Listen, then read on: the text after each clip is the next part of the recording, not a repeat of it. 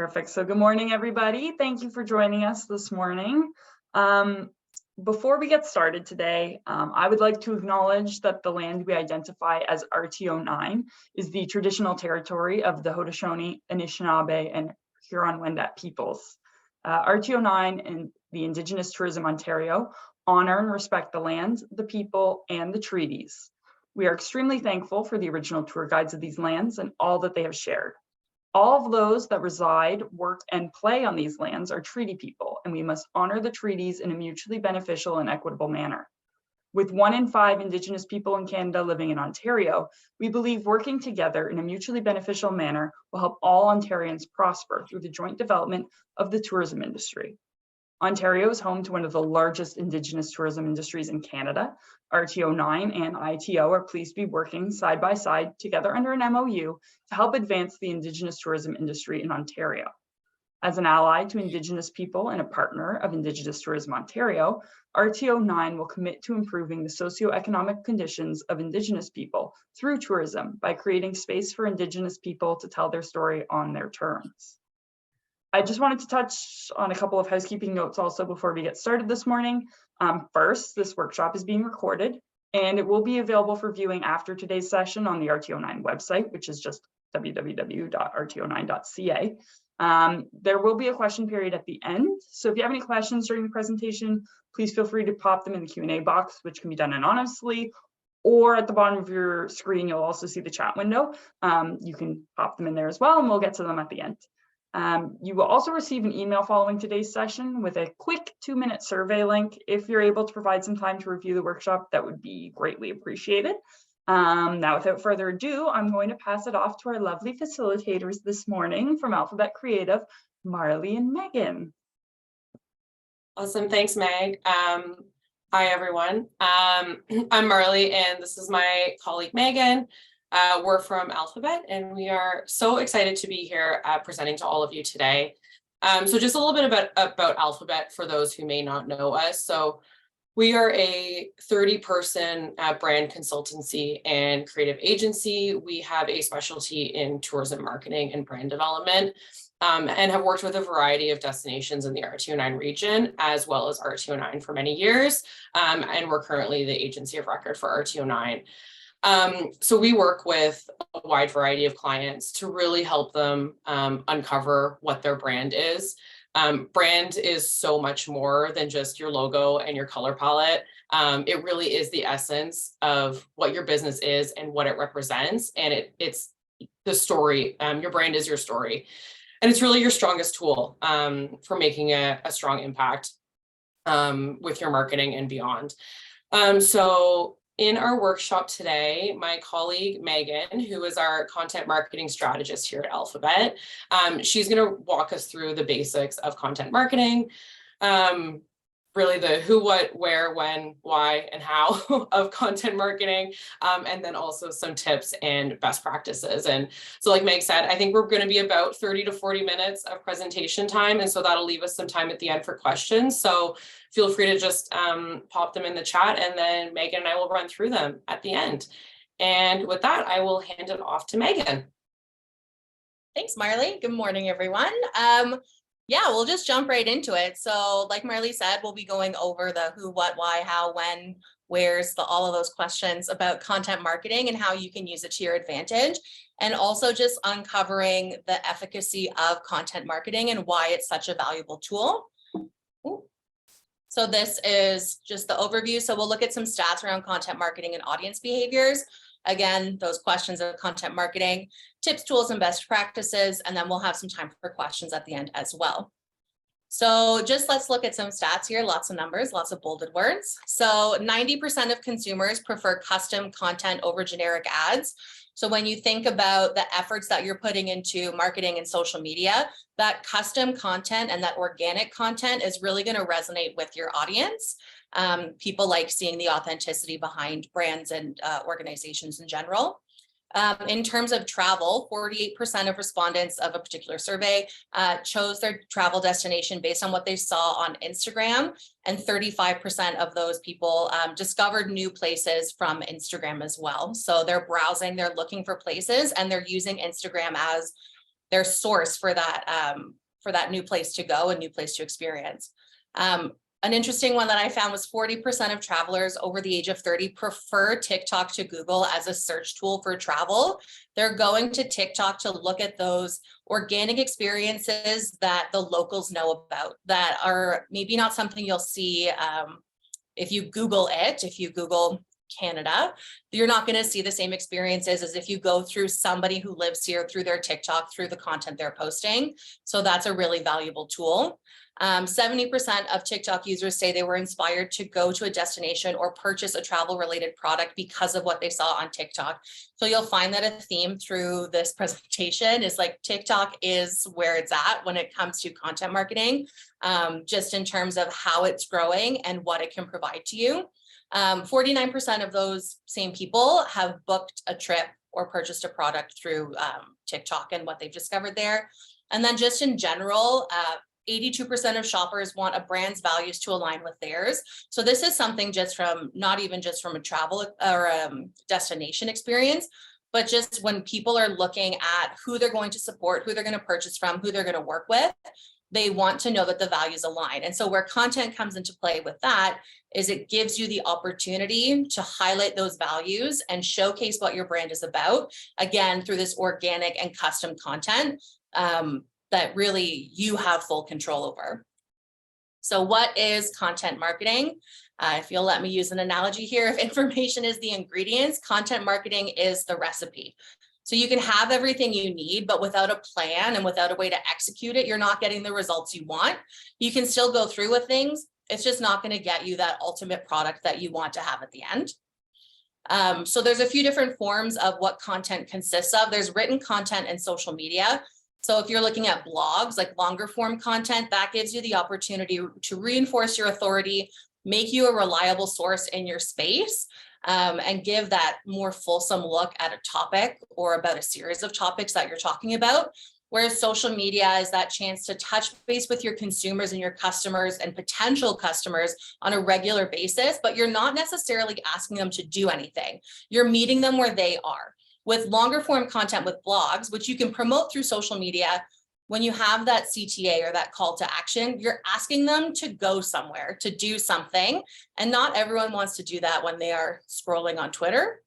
So by having a presence on social media that doesn't just rely on taking them somewhere else, like I said, you're meeting them where they are and you're allowing for that brand interaction without taking them off of the platform they're currently on. And then outside of your own site, you can look for TikTok for inspiration and reach, and Instagram and Facebook for clicks. So those are kind of the three main ones that would be really beneficial to be on if you're only going to pick three platforms: TikTok, Instagram, and Facebook. Facebook is likely the largest driver of clicks you'll have access to. So if you're really looking to get people to your site, that's the platform. In terms of types of written content, just on the side here with this bulleted list, these are kind of the top types of articles that work kind of regardless of the content you're putting out or what you're selling or what you're trying to promote. So blogs titled "Everything You Need to Know About blank," comparison articles. So if you're doing something with products or destinations, why you would go here versus here, why would you choose this versus this, and kind of like a pros and cons comparison. The top plus number. So top 10 restaurants to visit in Kingston, the top 5 places in Canada you need to be, the top hiking trails in the city you need to see, things like that, that make it a digestible piece of content that people can run through. Guide to restaurants in the city, guide to family-friendly activities in the city, listicles. Quizzes are always fun if you can find a way to get that working on your website. Contesting through social media, also a great way to get engagement and grow your audience and your reach. And then things that are daily series or social posts that you can kind of just have fun with and get some user generated content. So Travel Tuesdays, Sunday sunsets, things that you can kind of personalize to what you're offering and make that a consistent engagement tool weekly. People know that on Tuesdays they can send their pictures and have the chance to get retweeted. Don't undervalue that incentive that people want of being retweeted and shared and liked. It's very valuable and it can work to your advantage. There's also video. So short form video content like TikToks or Instagram Reels even, they're the most effective type of content when it comes to return on investment. So how much effort you're putting in, you're getting more out of TikToks and Instagram Reels. And then HubSpot says that TikToks, short form videos, Instagram Reels are going to have the most growth of any social media trend in 2023. So that's something to keep in mind when you're trying to dictate where you're going to put your efforts into, especially if you're a smaller team and you're trying to find the place that's going to bring you the most back. Look to short form video. And just for reference, the hashtag travel has drawn 49.3 billion views and 3.8 million videos created on TikTok. So the content is there and people are looking for it and people are accessing it. So by putting yourself in that space, you're going to see views and results. Longer form video is also still very valuable. So it can tell a story, it can evoke emotion. And people also like to do their own research when it comes to visiting places or doing things or before purchasing a product. So if you can show how-tos or a day in the life of, or something similar content that really relates to what you are offering, you're going to get the views on it. People like to see it. And then just as a general stat, 82% of global internet traffic in 2022 came from video. So it's worth the investment when it comes to getting eyes on your brand. Video is a growing platform, and it's something that you should really be looking into. The nice thing is if you're creating TikToks, you can then upload those to Instagram Reels or vice versa. You have that opportunity to kind of put in the effort once and share it through multiple platforms, just in case if you're short on time, if you're short on resources, you can kind of get the most out of that effort. So when you're looking at video, consider things like product guides, city tours, one-off TikToks. Like if there's a TikTok trend that you think is funny, you think that your company or your organization can kind of hop on the back of, don't be afraid to do that. I mean, consider what your goals are ultimately and if it makes sense for you. But those one-off TikToks end up on people's pages, they end up on their feeds, and it just shows that you are part of the trends and you're keeping up with things. Instagram Reels, behind the scenes content and meet the team content. Again, don't undervalue that idea of like a peek behind the curtain when it comes to showing people who you are, what you have to offer. That type of content where you're humanizing and personalizing the people behind the brand is really, really valuable. Tutorials and vlog takeovers if you have influencers, which we'll talk about in a little bit, having them take over for the day if you have a YouTube channel, and just looking at an experience through their eyes or someone else's eyes can be really valuable to a consumer. So influencers and paid partnerships, it counts as content, and it feels like it might not because you're not the one necessarily creating it, but it ultimately comes back to you and it's content you can use to your advantage. So 50% of millennials trust product recommendations from influencers, and 86% of people have made decisions on travel destinations specifically based on user-generated content. I can tell you that Marley, who you heard earlier, saw TikToks about Portugal and then booked a trip to Portugal, and she was there 2 months later. So it works. We can prove that. So don't underestimate the value of influencers. I think what's happening is people want to see that authentic review of something. If a brand tells you something, yeah, they're going to tell you it's great. They're going to tell you it's the place to be because they want you to use it and sell it and buy it. But if you get that from an influencer, somebody who's actually experiencing that thing, there's a little more trust built to it. And you feel like you're going to trust somebody who obviously is getting paid, but it's just a different dynamic that goes through there. So don't undervalue that type of content either, of having someone come to stay at your destination for a weekend, or just encourage the use of a branded hashtag, work with guest bloggers. Those influencers can really help boost your content overall and your reach and how many eyeballs end up on your content. And it's not exactly a heavy lift on your end either. There is that upfront of getting the influencers and finding people, but you're letting their skills and their audience and their content style lead the way. So you are doing a little bit of upfront and you're getting this content back that can be reused, that boosts your brand awareness and your brand trust. So it's very, very valuable. There's also the opportunity of paid partnerships. So this can be a promotion of your current content on other sites, or enlisting the help of other sites and bloggers to make sure that your efforts, once you've put in the effort to create this piece of organic content, that you can expand your reach. And I know I had said that this is custom and not necessarily paid content earlier and organic, but you're creating the content organically and then boosting it commercially. So it is a little bit different. So yeah, influencers and paid partnerships are really very valuable, especially when you're a destination and you want to showcase the city that isn't just the typical spots. You want to give people that immersive experience of this is what you can expect, what you can experience, and really lean into that FOMO, or fear of missing out, just to let people understand, like, this is what we have to offer and it's really worth seeing.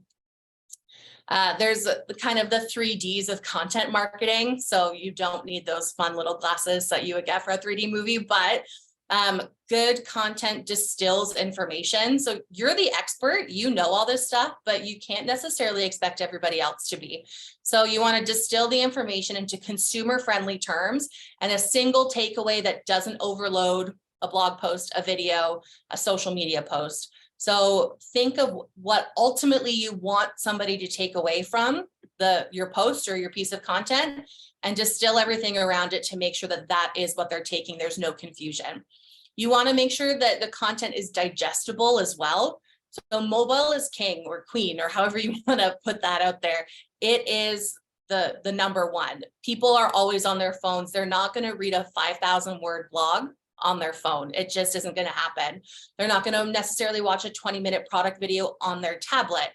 It is valuable, but you have to think of mobile first. So bite-sized content. So that's why those short TikToks and Instagram Reels really, really are key, because it's a 30-second video that people consume and move on. It needs to be digestible, and ultimately your content should not feel like a chore to the consumer. You're asking them to read through something before they get to the meat of things. If you're asking them to click multiple times before they get somewhere, it's going to end up feeling like the payoff isn't worth it, and that's not what you want. So making sure it's digestible, which means like listicles, 7 best things about the city, 7 best whatever. That's why they're so popular, because you can skim and still get the information. You feel like there's a payoff from the headline to the content. And then you want to make sure you're distributing to the right audience. Obviously, you would like your message to hit with everybody and be resonant with everybody. That's not necessarily the case. Talking to everyone ultimately means you're talking to nobody, because you're just kind of casting that wide net. So understand your desired audience and distribute the content where they're most present.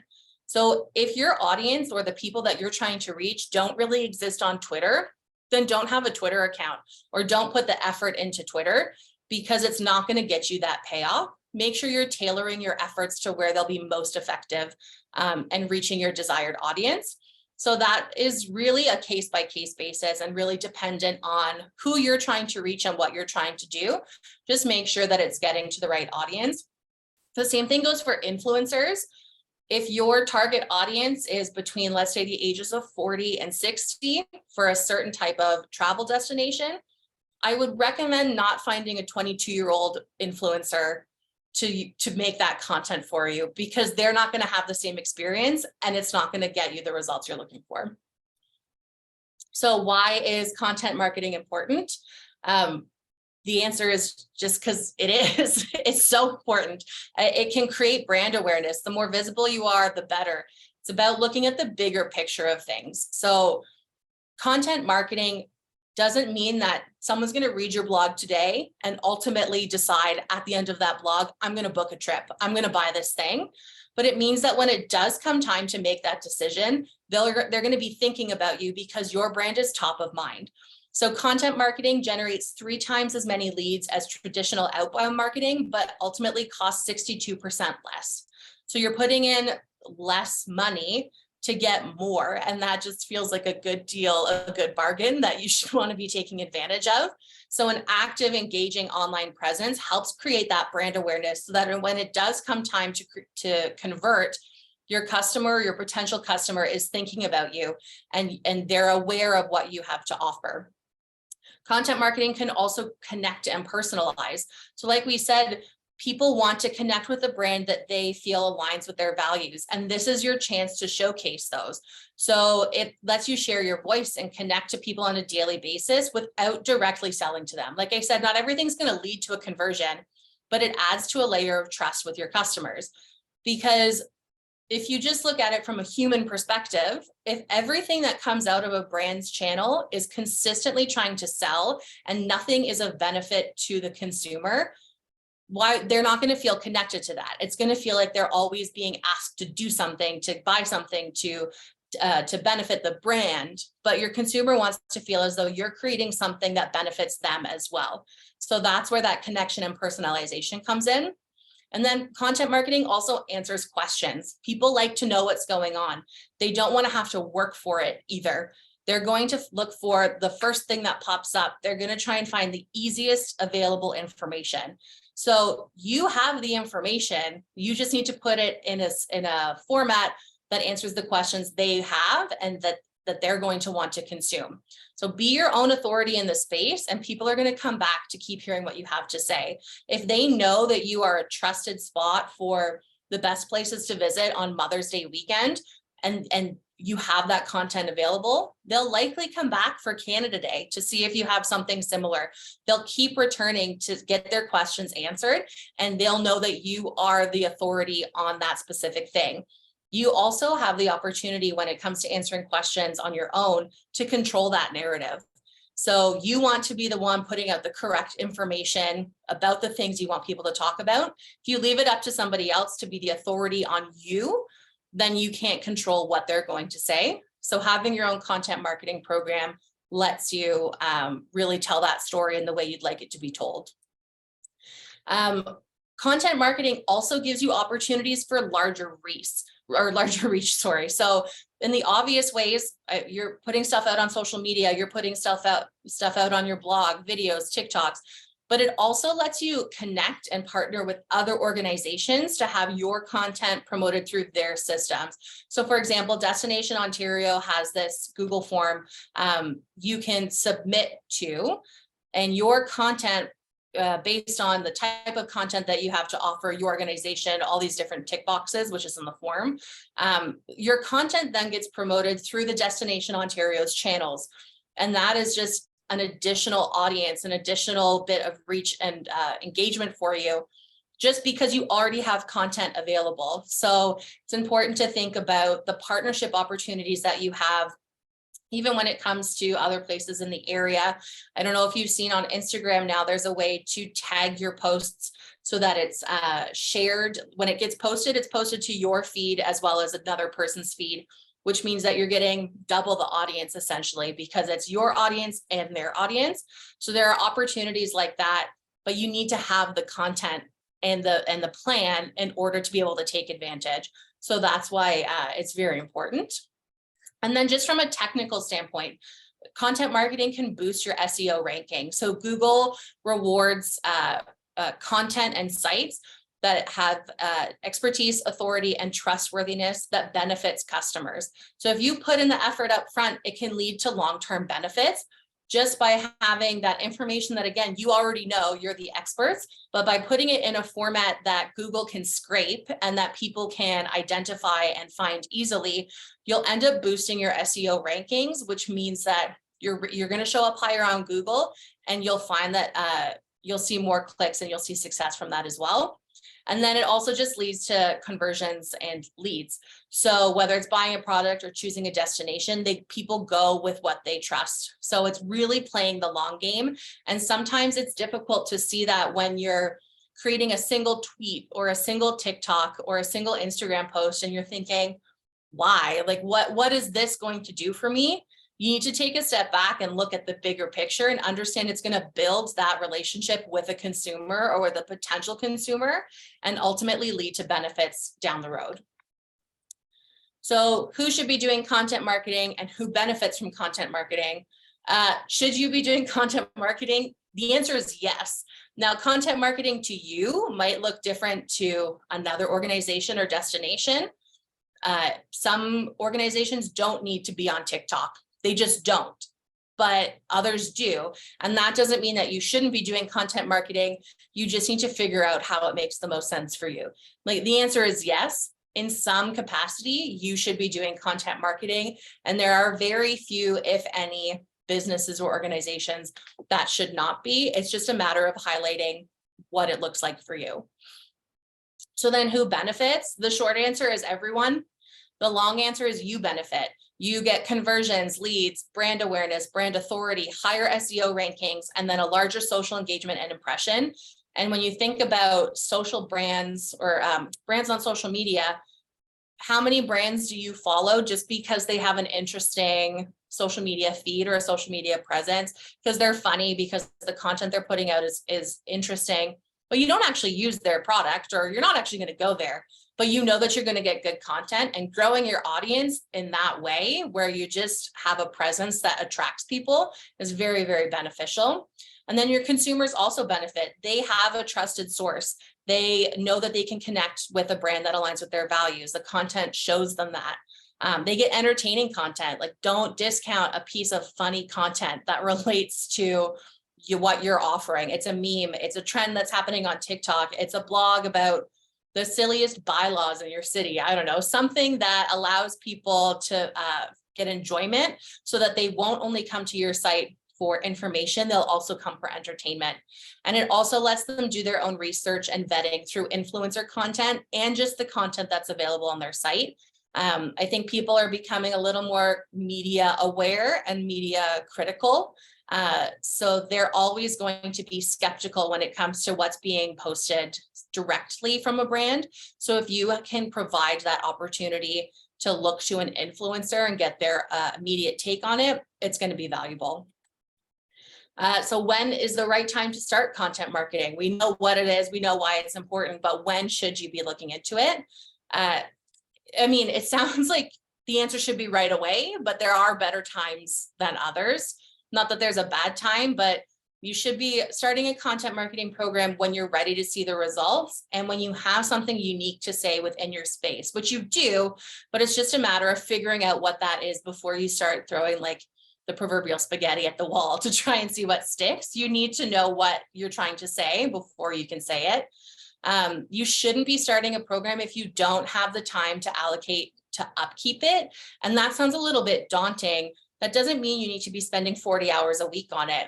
But if you know that you're in the middle of a massive marketing campaign right now and you won't be able to actually sit down and create a plan for another 3 weeks, wait the 3 weeks. Set aside time to effectively set up this content marketing program so that you're not sort of spinning your wheels and starting off on the wrong foot. And you also need to make sure that you've started and had the discussions about your organizational and marketing goals, and specifically how this content marketing program will ultimately work with your overall marketing approach. Because content marketing can sometimes feel like it's a beast of its own, but it needs to align and have that overall overarching goal with what your organization is trying to achieve, because you all need to be pulling on the same rope in the same direction. So until those conversations are had, or there's a general idea of what your overall goals are from an organization perspective and a marketing perspective, it's probably not quite the right time to start marketing or a content marketing program, but it is the time to start having those conversations and get that ball rolling. So with that being said, where do you even begin? It sounds like there's a lot to do. There's kind of starting elements to every content program that you'll need to just make sure are available and that have been discussed. So like I said, your organizational goals, are you trying to increase social engagement? Are you looking to increase reservations at a restaurant, bookings, brand trust, driving awareness? Are there specific organizational goals from the top that content can help drive? These are the things you need to know. So there's something to refer back to when you're creating content. You need to think of it as your Northern Star. Okay, we're creating this tweet. How does it help us with our ultimate goal of increasing bookings in Q4 or whatever the case is? And then you can drive the content and guide the content based on those goals. You also need to have realistic expectations. So understanding the effort and resources required to run a content program is key when you're starting out. It is absolutely doable to run a content program with one person. There's no question. It's absolutely doable. You just need to understand what is realistic for that one person to achieve within the time frame they have and the resources they have. So you're always looking for quality over quantity, and you can't be looking to, if you are a local destination with 2,000 followers on Instagram, hypothetically, don't be looking to the largest destination in Canada to see if you're comparing to them, because that's just not a fair comparison. So you need to have realistic expectations and just set those out and really be honest and truthful with yourself as to what's achievable, so that you don't ultimately get discouraged if you put the bar too high and you're not able to match it. You should also know your audience before you get started. So who are you making the content for? Create personas of your current audience or the one you're looking to attract if you're trying to get new customers or potential customers. And that makes it easier to identify not only what content you're going to make, but where it's going to live down the road. So again, if you're looking to attract a younger audience, TikTok is probably where you want to look, or at least investigate as to how you can use that tool to help reach your goals. But if your audience is maybe more business members or organizational higher up CEOs, TikTok might not be the place to reach them, but LinkedIn could be. So you just need to understand who your audience is so you can understand how to effectively serve them. And the most important thing when you're looking at starting your own program is having a brand.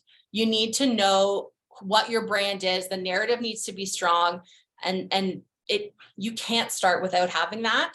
Content programs can create or can increase brand awareness, brand trust, and brand loyalty. But if the brand isn't strong or existent to begin with, it's harder to create content that feels authentic. So some questions that will really need to be nailed out before you start is, what's your brand narrative? What are you trying to say? Who are you trying to say it to?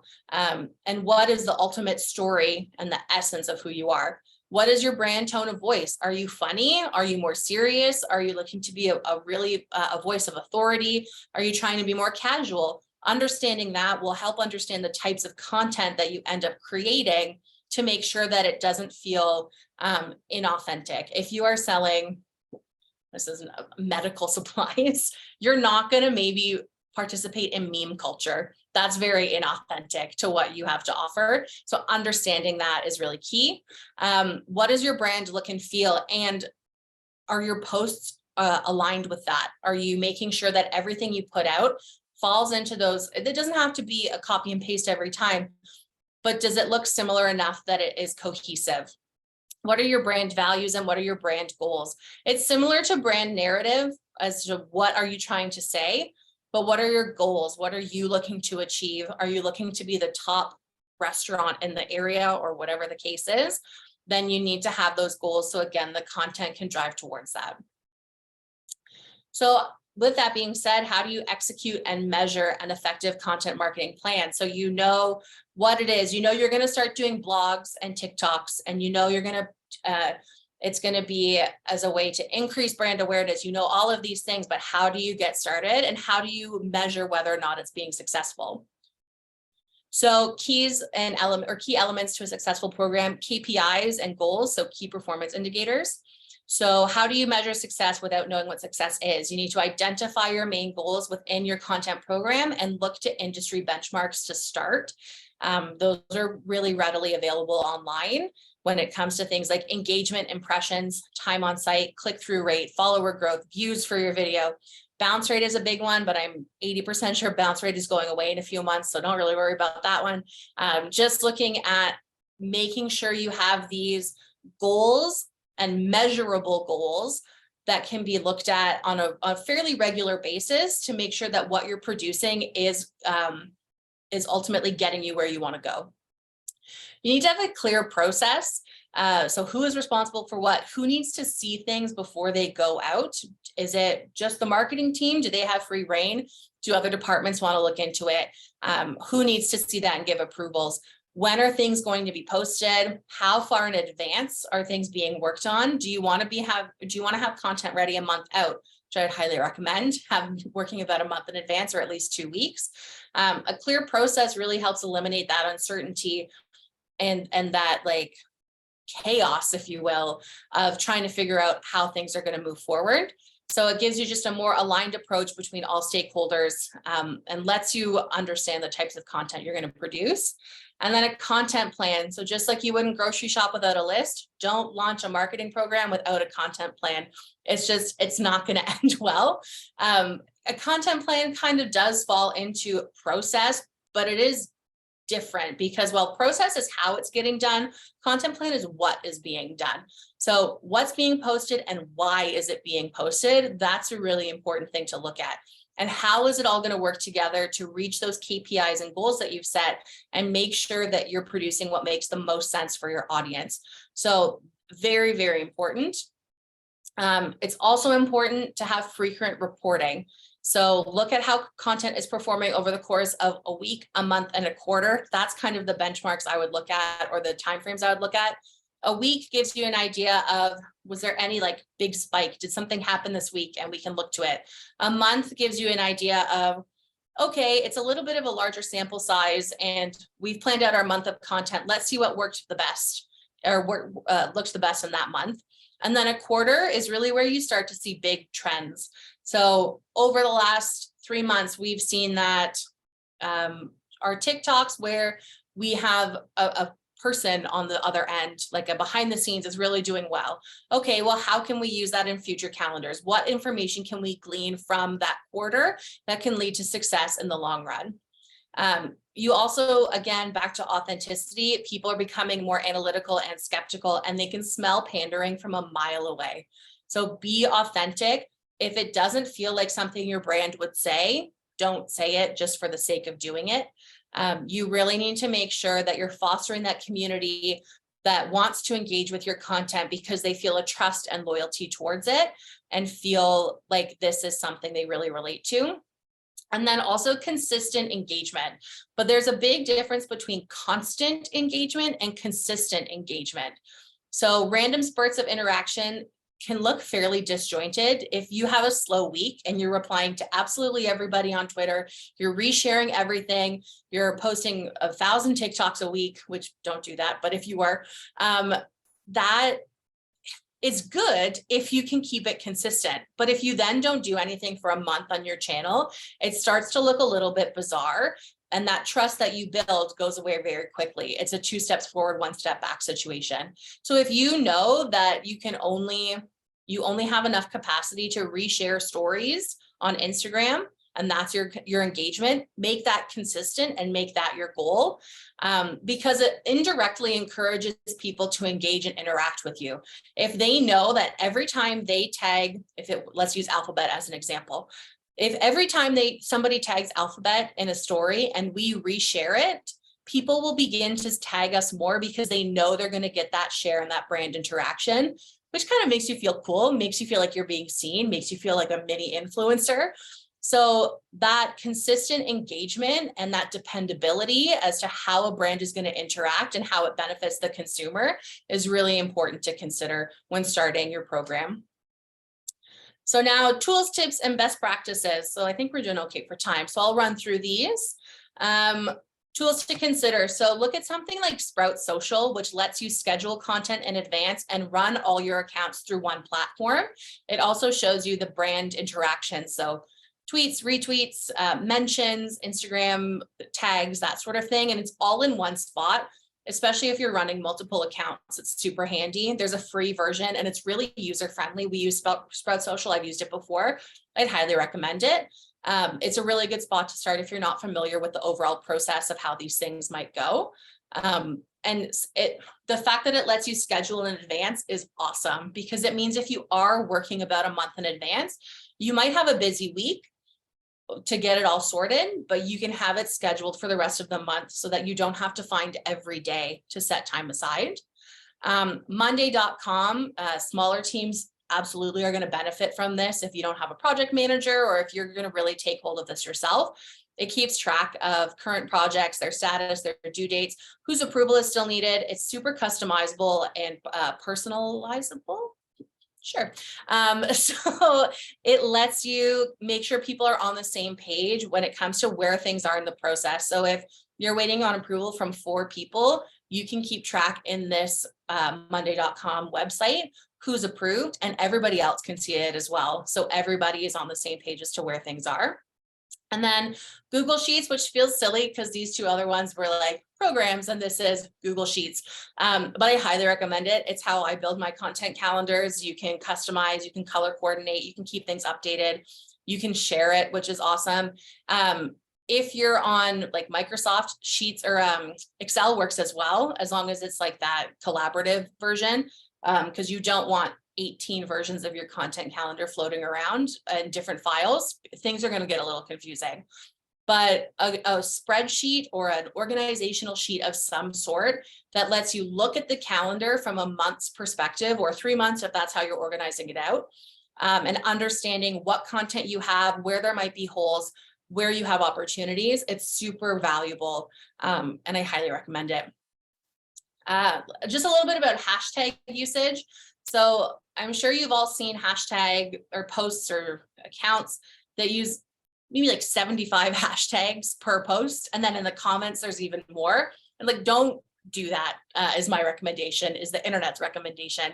For Instagram, 3 to 5 hashtags should be your maximum. And the platform actually rewards posts that have that range of hashtags. They serve it more to different audiences. TikTok hashtags should be about what your content is as well as who it's for. So you can look at trending hashtags for more visibility, but just make sure they align with your content. So if you're posting something about Visit Ontario and you use the hashtag like funny cats, like people are going to be upset to see that in the cats hashtag, if that makes sense. So you need to make sure that the content is aligned with the hashtags you're using, because otherwise it's an immediate negative association with your brand and it makes you look like you're not quite sure how to use the platform, which is never a good thing. But on TikTok, there's no limit or maximum necessarily when it comes to hashtag usage. I would follow that same idea of like, not less is more, but just be conservative with how many you're using and make sure that they all relate to your content. For Twitter and Facebook, 1 hashtag per post. For Facebook, it's because it's not really hashtag heavy. People aren't necessarily searching on Facebook. You're starting to see more and more that posts are being served on your feed that are like you might also like, but that's more based on your behaviors versus the hashtags that are being used. And then for Twitter, the reason that you keep it to 1 hashtag is kind of like you don't have a lot to work with. You have 280 characters. So the more hashtags you add into it, the less your space you'll have to actually say something. That being said, for Twitter, use hashtags that are branded. If you want to use your hashtag to encourage people to use it and have every post have that, that's totally cool. If you're at an event and there's a conference and there's a hashtag specific to that event or conference, use that hashtag because you'll become more discoverable within the space. But just be mindful that there is that character limit and you don't want to eat up too much of your space, but you also have the opportunity, hashtag words within your caption. So if you're saying, come to Kingston to experience our restaurant and food tours, hypothetically, don't then hashtag Kingston restaurant food tours at the bottom. You can hashtag within the sentence if you really feel like you want to use them. And then that just saves you some space. For Instagram, in terms of how to hashtag, I'd consider a 4-tag system. So your branded hashtag, a searchable hashtag, so travel inspiration or travel ideas, the type of content you're putting out, so travel blog or travel video or something that is about the actual type of content you've produced, and then location tags as well. So in Ontario, in Ottawa, in Toronto, in Vancouver, wherever that is. And then use that for your base for TikTok hashtags as well, but then also consider the audience tags. So hashtag solo travelers, adventure travelers, anything that is about the type of person who would be searching for that content. Consider timely tags. If we know that people are using TikTok as a Google, essentially, they're going to TikTok instead. Long weekend trip ideas, Mother's Day travel, Canada Day ideas, day trips in Ontario, something, and you can also do research to see what's being used in your space, but those timely tags are good. And then if you are jumping on a relevant trend, if the sound or the style that you're using or the filter has a specific hashtag, include that as well, just for visibility. And you'll just get in that feed once people are looking at it. So that's hashtags. Character counts. It's like character counts are interesting because there's a limit and then there's an optimal use, but then there's also trial and error to see what makes the most sense for your businesses and your content. So we know that there's the Twitter limit, which is 280 characters. Consider about 100 characters before you get into hashtags. The Facebook limit is 63,000 characters. I would just so supremely not recommend ever reaching that limit. Like, don't try for it. Don't be posting essays on that. Like 60 to 150 characters before you put in your call to action. That's what you want to be working with. And then Instagram and TikTok are about the same, 2,200 characters. Make sure that whatever you're saying or whatever you want people to take away is right at that top, because after 125 characters is that read more button. And don't bank on people clicking that read more button, because more often than not, they're just scrolling through. So that's what you're looking at for character counts. I'm not going to go through all this. We can send this all out. You can screenshot, you can however you want to go with it. But there are optimal times and days and frequency for posting when it comes to each platform. And this is based off general usage as well. So these aren't specific to any industry. This is just looking at days and times and amounts that work as a general rule. When you're doing your reporting and your content calendar building and your quarterly audits, you can start to identify and pick apart trends as to when content is working for you, when like what time it's working for you. If you post on Facebook more often, the algorithm will bury more of your posts. Like the more you post, the less visible it kind of is. So play around with that number to see where your sweet spot is. Use these as a guide. If you're just looking to build out and start out, this is where you can kind of say, oh, we'll start with Tuesdays, but maybe you'll see, we'll try a Wednesday every once in a while. So that is kind of the tools and tips and best practices of social media posting. And that's it. So that is content marketing in a 45-minute speed run. So if you have any questions or anything about content marketing or about anything similar, like, we are happy to take them. And I will do my best to answer. Thanks, Megan. You can breathe for a second now. Some water, you go through. So, yeah. So we have had some questions that have started to come through, so I'll go through them. I have also answered some of the easier ones just directly in the chat. So if I don't go through your question, check in the answered section in Q&A. So Megan, you did talk about this a little bit already, but maybe you can just go a little bit more into kind of choosing channels for your audiences. So we had someone say, my guests for the most part are 55 years old and up. TikTok isn't what they use. My guests use Google or Facebook maybe. I'm not sure that social media is really worth my time and effort if it isn't reaching my market. Yeah, that's fair. And again, it depends on your audience. I think social media is beneficial to all. If you're only using Google or Facebook, if those are where you're finding the most traffic comes in, Facebook is historically a click driver. So I would recommend being on it, even just to have that presence and make you more discoverable. If you're just using Google, or if you find that most traffic's coming from Google, and you might already have this, there is, I believe it's called Google Business, which is that little profile that shows up if someone types your name into Google, and that little side panel shows up, I guess you'd call it, that has pictures and reviews and links to your social profiles and opening hours and contact information. That's really important to have if that's where most of your traffic is coming from. I would recommend that.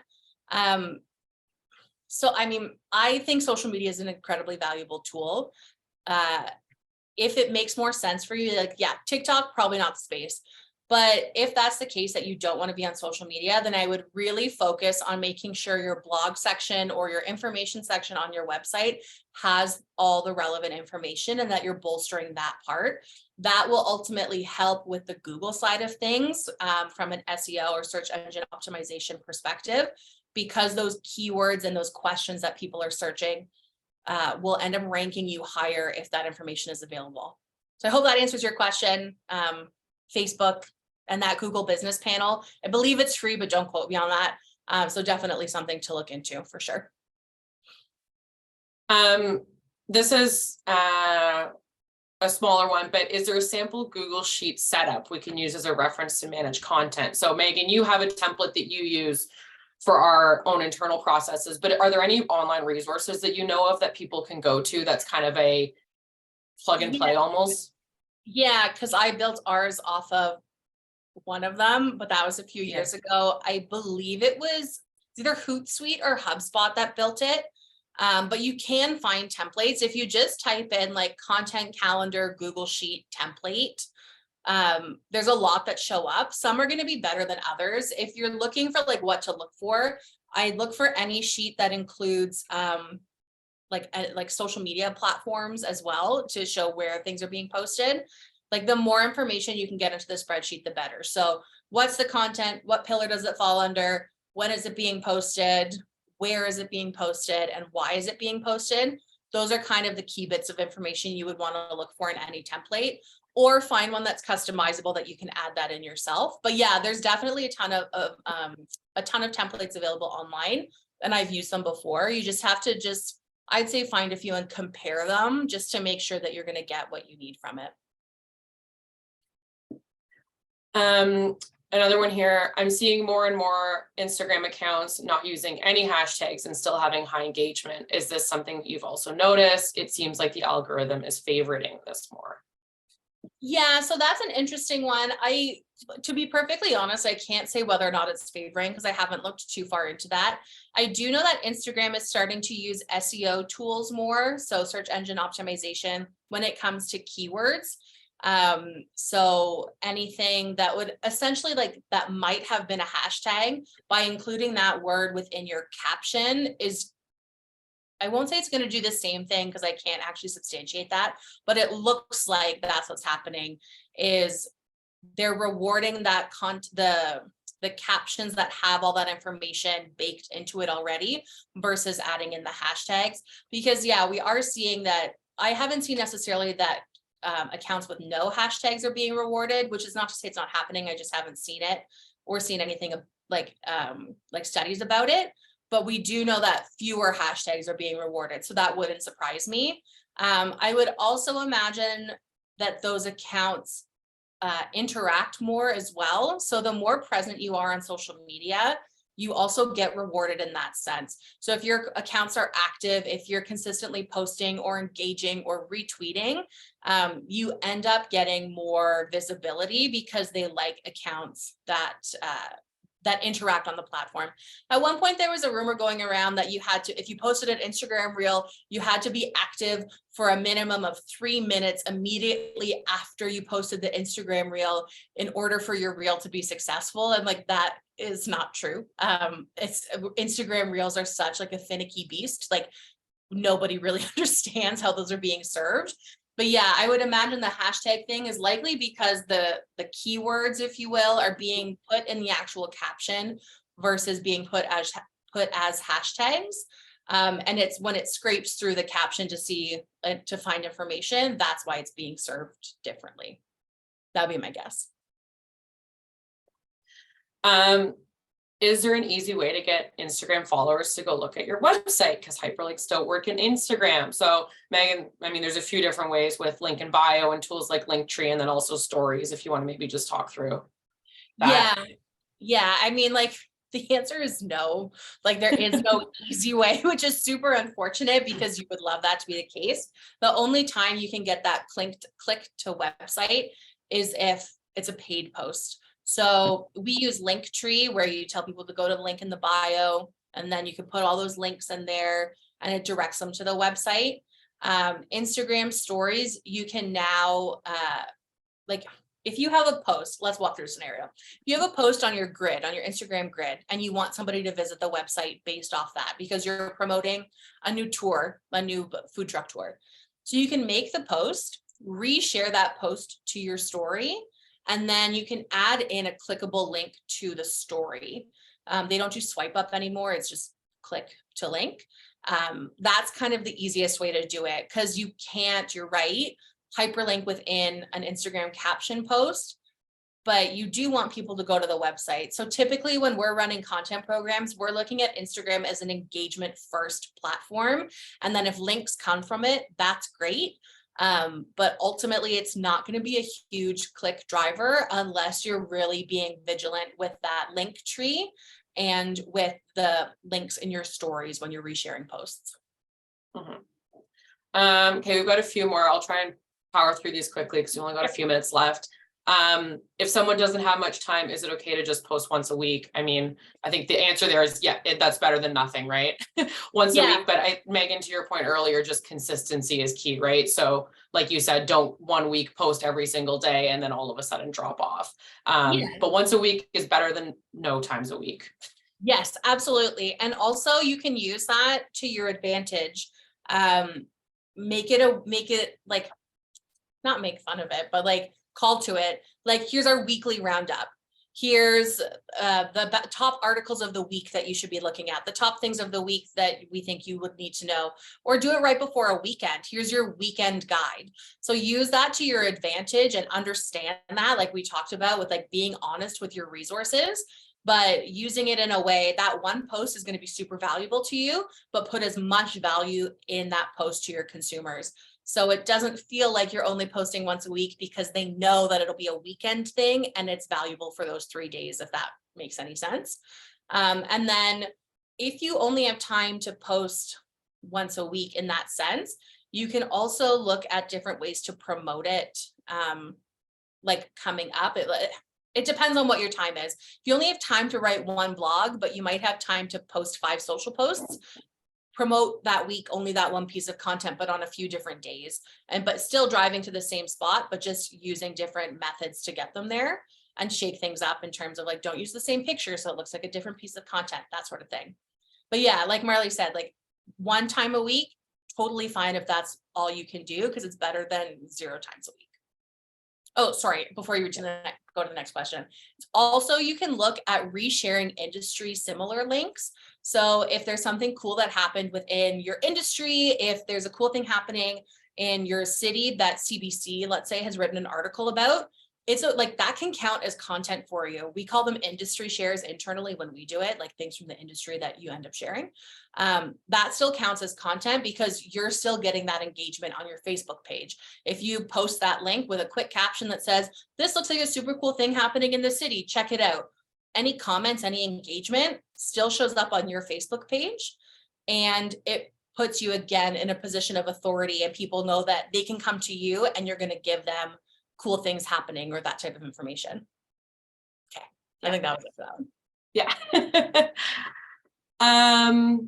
We had one here. If you're curious about hiring someone, where do you go and what to expect for a small business? Now, I'm gonna assume that this means posting on social. Well, it could mean 2 things: posting on social for recruitment, or looking for hiring someone to manage your content.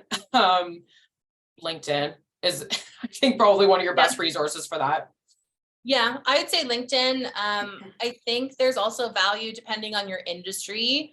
If you're like a travel organization or a destination or an operator or something, looking at people who are already doing it independently as travel bloggers or something, and maybe reaching out to them to see if they have any interest in working with you, just because they already know the space, they know the types of content to produce, they understand how it works. So that could be a good spot to start. Yeah, LinkedIn, Indeed. I would recommend looking for people who have a stats and analytic background. There's going to have to be a fine balance between because you'll need someone who can write, but also someone who can understand the stats that come through, depending on how many people you're hiring. I mean, if you can hire a whole team, lovely. But if you're looking for one person to kind of do everything, I'd really focus on that idea of like, who can look at a bigger picture for overall goals, but then also who can look at information that's been gleaned from your stats and your reporting and use that to help better you. That's Yeah. kind of what I would recommend. Meg, we're at 11 now. Do you want us, there's a couple more questions here. Do you want us to keep going or? I was gonna say, you have about 2 questions left. I answered one of them Yeah. on the side here through text. So Thank you. if you want to go through the last 2 before we Happily. wrap up, sure. Sounds good. So we have one here. A friend started an Instagram for events, met lots of amazing people, started to grow too fast, couldn't go out without being seen. Lots of people wanted to know everything about them, their friends and events, realized they were not prepared. Can you recommend any resources to handle a large audience? It's a good question. Other than hiring more people to manage the. Yeah, I think like from that perspective, I mean, this might not even be content related, but it's just like putting in those boundaries of like personal life versus professional life, maybe dialing back how much of your personal self you post on a channel that large so that you can go out and do groceries and not have people bombard you with questions. I think just drawing those lines, there could be, maybe it becomes a technical opportunity if you find that it's mainly people coming to you saying like, oh, I have this event, how do I get on your page? Maybe look at on your website having a submissions box or something along those lines. From a content perspective, I don't know that there's anything to be done.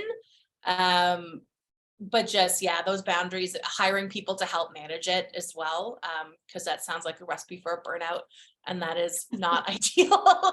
So yeah, I guess it would just be like, be gracious with yourself, give yourself the time to like unwind, and yeah, look for tools that can ultimately help you. I guess like at first it's just identifying what the main problem is there, what you're being asked the most, or what is really sitting on your chest the most, and then finding out from there how you can address it. And the last one that we have here, I find that people will share from a shared post I have shared, but my statement / sentence doesn't show on the share from the next person. Is there a way to fix that? So I think that's probably just so the person that's sharing, whether they're then actually sharing the original post or sharing the person's, right?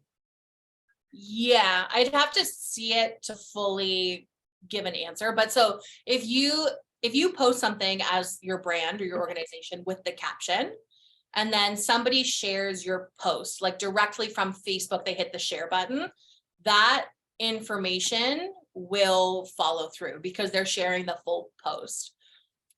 If you as an organization share a link with no copy attached to it, somebody else shares that and adds their own caption, and then someone shares that post, I believe is like there's the option to like delete the other information from it, or maybe they've gone directly to the source. So I think it depends on how it's being shared. Ultimately, if somebody is sharing directly from your post, like they're hitting the share button on your post, it's going to bring forward all of the stuff that was in that original post.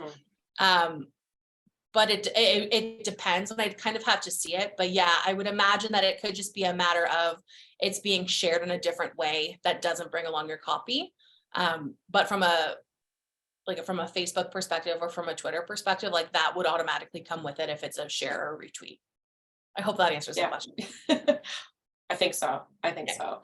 And that's all of our questions. But if anyone has more questions, our emails are on the screen there, and please feel free to reach out. Yeah. Perfect. So thank you everybody for sticking with us, and sorry we're a little bit over time, but I think they were valuable questions to be answered. And thank you, Marley and Megan, for coming and speaking with everybody today. Just a little follow-up. Again, there's going to be a follow-up email. The recording is going to be included. Marley and Megan are also including the slide deck as something that you can reference back to. And there will be a survey going out. So if you have time to answer just the 2-minute survey, just provide us some feedback, and any other workshops that you're interested in seeing through the RTO9, that would be really greatly appreciated. But thank you so much, Alphabet Creative, for coming and speaking with us today. Thanks for having us. Perfect. So enjoy the rest of your days. It's nice and sunny here in Gananoque, so I hope that everyone gets a chance to go outside, stretch your legs, and get some fresh air. Awesome. Enjoy the rest of your week. Bye, everyone. Thanks.